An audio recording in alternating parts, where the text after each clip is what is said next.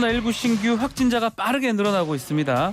정부는 하루 30만 명 수준까지 늘어날 것으로 예측하면서 대책 발표를 하기도 했습니다. 한편에서는 과학방역, 자율방역에 대한 우려도 나오고 있는데요. 국가감염병 위기 대응 자문위원장을 맡고 있는 정기석 교수님 연결해서 궁금한 내용들 질문해 보겠습니다. 교수님. 네, 안녕하십니까. 자, 교수님 지난번에 인터뷰했을 때 앞으로 증가할 일만 남았다라고 이런 말씀하셨는데 8월 중에 하루 30만 명까지 전망이 벌써 나오고 있습니다. 예, 그래서 이게 지금 30만 명이라는 숫자가요. 예. 이게 주 평균입니다. 주간 일평균이기 때문에 경우에 따라서는 뭐 한 번씩 우리가 32만 명이라든지 아하. 35만 명도 볼 수 있는 숫자인데요. 예. 이 숫자는 이제 어디까지나 추정치입니다. 불과 뭐 지난주만 해도 28만 명 최고야 그랬다가 또 30만 명을 수정하는 일이 생기는데 그만큼 바이러스가 어떻게 움직일지에 대해서 사람이 이제 미래를 예측한다는 것이 암만 수리학적 모델을 동원을 해도 예. 쉽지 않다는 얘기가 되겠죠. 그러면 교수님께서는 이 대유행 정점이 언제쯤 또 어느 정도 나올 줄 예상을 하고 계신가요? 일단 30만 명 정도를 간 다음에 그 다음에는 그 BA 2.75 동향에 달렸다고 봅니다. 아, 이것도 좀 예. 많던데요. 예. 예, 그동안 이제 우리 경험으로 어떤 지금 BA 5번이 우세종이 되는 동안에는 계속 환자가 증가한다는 걸 알고 있습니다. 아마도 앞으로 한 3주 네. 정도 전후가 되면은 BA5가 거의 90%를 넘어서 최우위점이 우점이를 할 거고요. 예. 근데 제일 많은 걱정은 2.75가 이제 지난주에 발견됐으니까 한 4주 정도 되는 한 달 정도 되는 8월 한 중하순쯤 되면은 10% 근처에 가리라고 봐요. 그동안의 경험으로 봐서. 네. 그러면 그 정도 올라가면 그 다음부터는 상당 기간 자동으로 주간 한 10%포인트씩 올라갔던 것이 네. 상례입니다. 그래서 만일 그렇다면 BA5가 지금 그 기초 감염체 생산 지수가 굉장히 높은데 네. BA 2.75 뭐 3배 정도 나온다고 하지 않습니까? 이제 앞으로 데이터가 더 나와봐야 되겠지만 그렇다면은 30만 명을 찍고 그 위로 더 올라가는 것이죠. 아, 그러면 지금 말씀대로라면 BA5로 한 3주 후에 30만 명 그쯤을 찍고 만약 BA 2.75가 문제가 된다면 대유행이 계속될 것이다 이렇게 보시는 거네요. 그렇습니다. 아, 이거 참 무서운데. 자, 지금 BA 2.75도 수도권에 발견이 됐고요. 14일부터.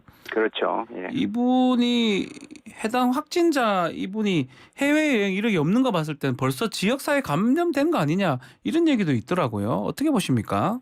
네, 이미 지역사회 감염은 시작되었다고 보고요. 예. 그래서 지금 질병청에서 잘 하고 있겠지만 사실은 첫 환자이고 지역사회 발견이기 때문에 그 환자를 중심으로 그 밀접 접촉자라든지 또 그 사회 그 일대라든지 이런 거에 대해서 아주 철저하게 좀 조사를 할 필요가 있습니다. 우리가 중국같이 뭐 환자 한 명이 발견되면 그 아파트를 다 닫아버리고 이렇게는 절대로 안 할 거지만 그렇죠. 그렇게 해서도 안 되겠지만 예.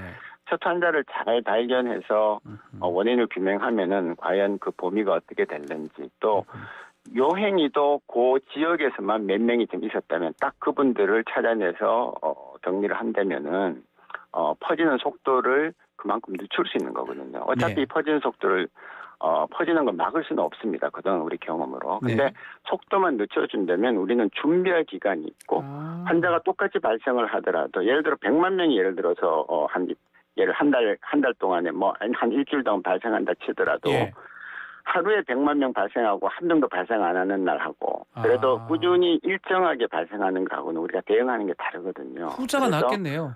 네, 그렇습니다. 그래서 일정하게 조금씩 발생해주면 충분히 대응이 가능하고 사회는 정상적으로 돌아갑니다. 그런데 어느 날 갑자기 매우 많은 환자가 단기간에 발생해버리면 그거를 해결하는데 의료 시스템이 문제가 되고 또 뭐 거리두기를 해야 되냐 어떻게 해야 되냐 하는 그런 여러 가지 이제 논란이 일어나게 되는 것이죠. 지금 말씀하신 지역사회 감염, 숨은 감염자라고 봐야 될 것 같은데요. 이게 10만 명이 넘어섰다라는 전문가 분석도 있더라고요. 근데 문제는 증상이 없다면 개인이 그 비용을 부담해서 검사를 받아야 된다. 이러면 또 오히려 반대로 감염 사실도 숨길 수도 있는 거 아닙니까? 확산이 더 될 가능성도 있는 거 아니에요? 예, 그렇습니다. 근데 증상이 없는 개인은 검사를 하실 필요가 없습니다. 사실은. 아, 예. 근데 이제 본인이 걱정이 돼서 하시는 거죠. 그렇죠. 예. 근데 그 경우에는 PCR 검사를 받아야 되고 증상이 없는 경우에 신속항원 검사를 하면 안 나옵니다. 예, 신속항원 검사는 증상이 있을 그 피크 때 나오는 거고요. 네. 예민도가 떨어지기 때문에. 그래서 만일 근데 난 증상이 없는데 접촉자다. 그러면 보건소에 신고하면 PCR 검사 무료로 해줍니다. 아하, 나이에 접촉자다. 상관없이. 예. 예, 그래서 이제 그렇게 이제 2년 반을 다 경험이 있으시니까 슬기롭게 판단해서 대처를 하셔야 되겠죠. 자, 선별 진료소도 좀 늘어나는 겁니까? 어떻습니까?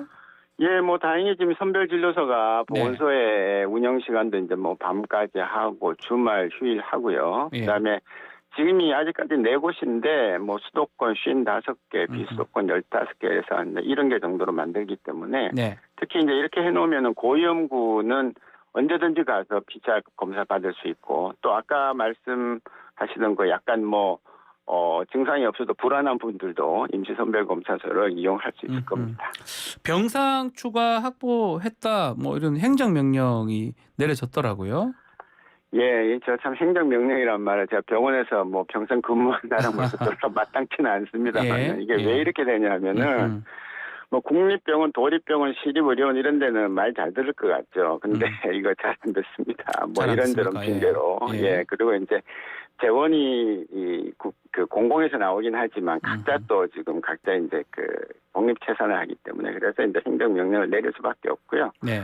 예. 그래서 지금 현재 겉으로는 충분한 병상이 마련이 계속 되고 있습니다. 환자가 조금 더 늘면 더 명령, 더 준비 이렇게 하고 있지만 네. 저희가 과거에 그렇게 준비를 했다는데도 병상이 일시적으로 마비됐던 걸 봤기 때문에 이번에는 조금 더 철저히 할 수 있도록 저희 같은 이제 민간 자문위원들도 열심히 보면서 조언을 할 예정입니다.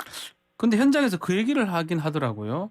정부 출범 직후에는 재정 때문에 병상을 줄이더니 또 2달 또 안 돼가지고 다시 늘린다. 이게 좀 주먹구구식 아니냐 이런 지적이 있는데 이 부분은 어떻게 생각하시는지요?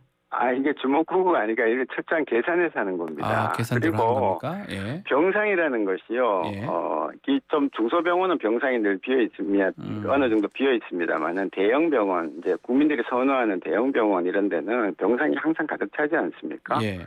근데 코로나 환자가 전혀 발생 안 했던 지난번 뭐 10,000명 밑으로 이런 때에 그 병상을 다 비워 놓으면 그 병상에 평소에 입원해야 됐던 다른 질병 환자들은 어떻게 됩니까? 그러네요. 예. 예. 그래서 이제 물론 이 병상을 준비하고 또 전환하고 하는데 시간이 걸립니다. 그리고 그 과정에서 재정적인 손실도 있게 마련입니다. 병원으로서는. 예. 그래서 그걸 철저히 준비해서 적절한 보상을 하고 또 언론 또 돌릴 때는 미리 한 2주 전에 노티스를 하면 준비를 해서 또 병상을 열고 그렇게 하는 것입니다. 이 지금 방역 당국 입장에서는 4차 백신 접종을 좀 강조하는 것 같은데 대상자는 50대 또 18세 이상의 기저질환자인데요. 백신 접종률은 잘 늘고 있지 않는 것 같습니다.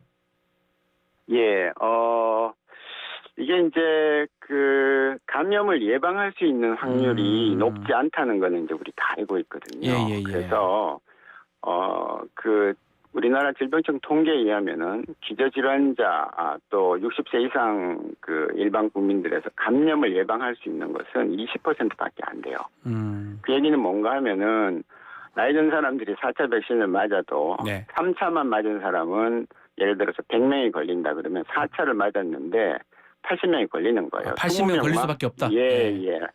왜냐하면 이거는 이제 구형 백신입니다. 아주 오래된 겁니다. 2년 전에 만든 거기 때문에 지금 이렇게 소위 변이가 와서 도망간 바이러스를 예방할 수는 없어요. 네. 근데 중요한 거는 중증하고 사망이 절반으로 준다는 거죠. 중요하네요. 그러니까 병원 걸렸는데 중환자실 안 들어가고 아하. 사망 안 할 확률이 절반이 되는 거죠. 이게 3차 맞으면 예를 들어 100명이 돌아가신다 하면은 그때 4차를 맞으면 50명은 살아난다는 얘기예요. 아하. 그러니까 맞아야 돼요. 맞아야 되겠죠. 예, 그래서 중증 50세 막으니까. 이상의 전 국민, 그리고 18살 이상의 기저질환, 어떤 기저질환이라도 됩니다. 뭐 간이 나쁘다, 콩팥이 나쁘다, 또 네. 뭐 암 치료한다 이런 분들은 맞아야 된다. 일단 4차를 맞으시는 게 원칙입니다. 자, 최근에 지금 수학여행 다녀온 고등학교에서 집단 감염 또 세종에서는 초등학생이 좀 사망을 한 사건들이 이제 발생했는데 청소년들도 지금 좀 그러면 뭔가 문제가 되는 거 아닙니까? 이번 코로나 관련해서? 청소년들은 원래 이제 예. 그 나이가 어릴수록 이 바이러스 감염이 잘 됩니다. 꼭 코로나뿐만 아니라. 네. 예, 그렇지만 잘 되기도 하지만 치명률은 굉장히 낮습니다. 중증으로 잘 안 가잖아요. 예. 그렇습니다. 예. 그래서 이제 많은 학부모님들이 이제 아이들한테 백신을 좀 덜 맞히고 하는 그런 것도 있는데 그건 뭐 그렇게 크게 문제되지는 않은데요. 더군다나 지금 전파력이 굉장히 높으니까 아마 BA5번일 가능성이 많겠고. 네. 그다음에 이 전파력이 높은 것도 문제지만 이게 이렇게 됐을 땐 저는 이게 저기 수학여행 다녀오는 분들은 좀 이 관리를 좀 했어야 된다 이렇게 봐요. 증상이 있는데도 그냥 수학여행 그대로 했고요. 그래서 이제 이 경우는 앞으로 이제 수학여행 많이 다닐 테니까 요것도 이제 역학조사를 잘 해서 어떻게 했더니 걸렸더라 이렇게 많이 뭐 150명이 걸렸으니까요. 그래서 이걸 해서 이제 전 그 학교 기관에다가 이제 교훈을 얻도록 이렇게 해주면 수학여행 가지 말라고 얘기는 못 합니다. 네. 또 가야 되고요. 근데 이제 어떤 조심을 하는 게 좋겠다라는 것을 반면교사를 좀 삼으면 잘 되지 않을까 보고 있습니다. 그 지금 얘기하신 것 중에 교수님께서 결국 거리두기 이런 부분하고 관계가 되는 거 아닙니까? 거리두기는 지금 안 한다고 하긴 하는데 해야 됩니까? 어떻게 해야 됩니까?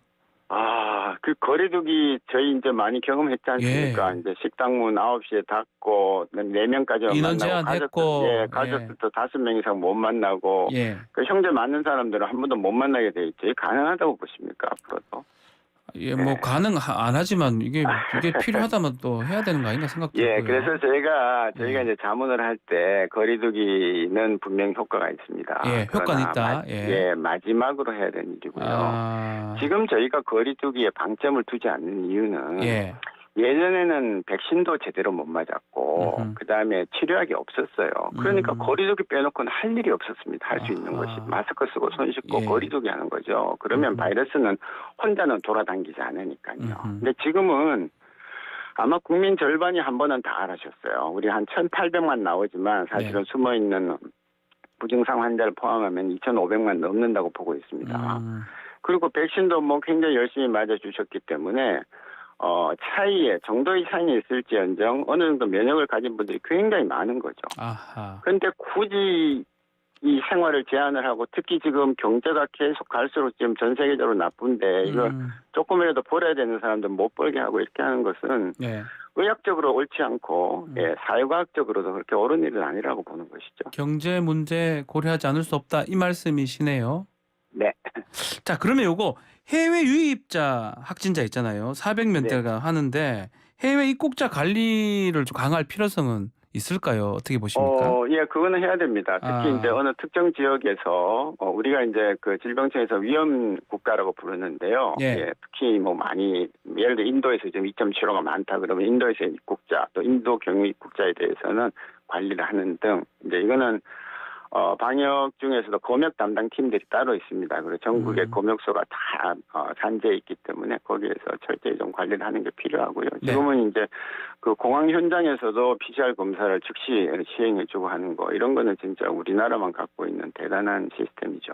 자 마지막으로 지금 과학 방역 뭐 얘기를 하긴 했었는데 결국 이게 뭐 과학이 아니고 각자 그냥 살아야 된다 이거 아닙니까? 아닙니다. 국민들은 그냥 평소 하신 대로 살 때 과학적인 근거를 갖고 정부가 관리를 하고 하는 것은 그건 정부의 책무죠. 과학이라는 것은 아주 어려운 게 아닙니다. 자연과학도 과학이고 여러 가지 과학이 있는데 저희가 보는 것은 중요한 지표들입니다. 치명률, 위험, 중증화율, 그다음에 전체적으로 지금 중화항체가 어느 정도 가고 있는지 이런 것들 지금 재고 있거든요. 그동안에는 이제 좀 미비했는데 그러면은 정말 어느 계층에서 정말 중화항체가 얼마나 나온지를 알 수 있는 중화항체가 바이러스를 막아주지 일반 항체는요. 그거는 그냥 무늬만 있는 겁니다. 그래서 이제 이런 것도 굉장히 어려운 것들이기 때문에 저희가 계획적으로 해서 이런 걸 보면서 계속 관리를 해나가겠다. 전체적으로 코로나 위기 관리를 좀 더 근거를 가진 걸 하겠다. 그것이 이제 과학 방역이다. 이렇게 이해를 하시면 되겠습니다. 알겠습니다. 자 오늘 말씀 여기까지 듣겠습니다. 감사합니다. 네, 감사합니다. 정기석 교수와 말씀 나눴습니다.